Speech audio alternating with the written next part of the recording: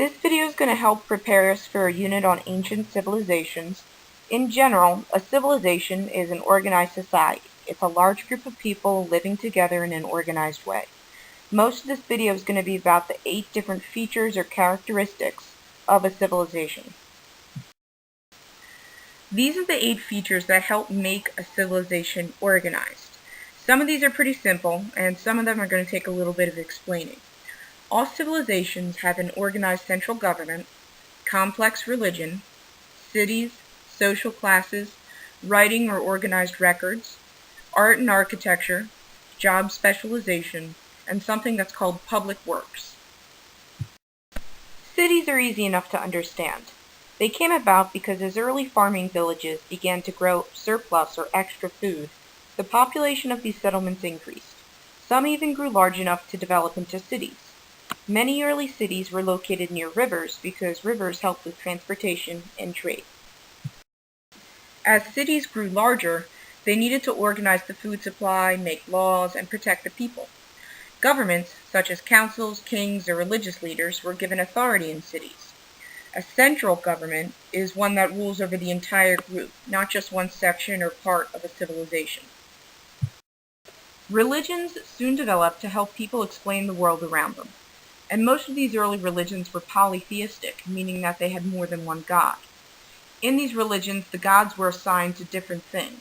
There was a god to explain weather, a god to explain nature, a god for flooding, for water, and religious leaders performed ceremonies in hopes of pleasing these gods and producing large amounts of crops. As farmers grew larger amounts of crops, less people were needed as farmers, and many became different things. They went to different jobs. Artisans and craftsmen provided their services to the people of the cities, and people became highly skilled in different fields of work, which is something we call job specialization.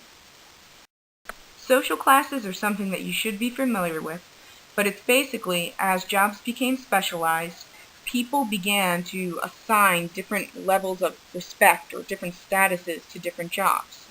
People who had jobs that were important for the protection and organization of society were at the top of the social pyramid. These would be people like kings, warriors, religious leaders.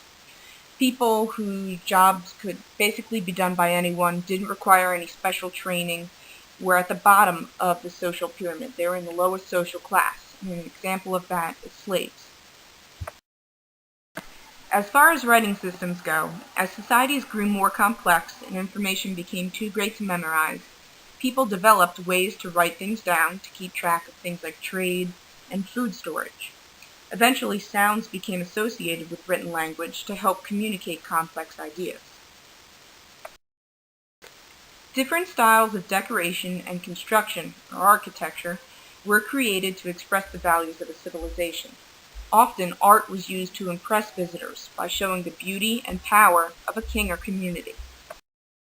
Lastly, public works means large projects organized by the government to benefit the community or city. Leaders would order workers to complete these tasks to make a society more organized and to ensure the survival of the people. Building walls for protection, creating bridges for transportation, and digging canals to transport water to crops are all forms of public works used in civilizations.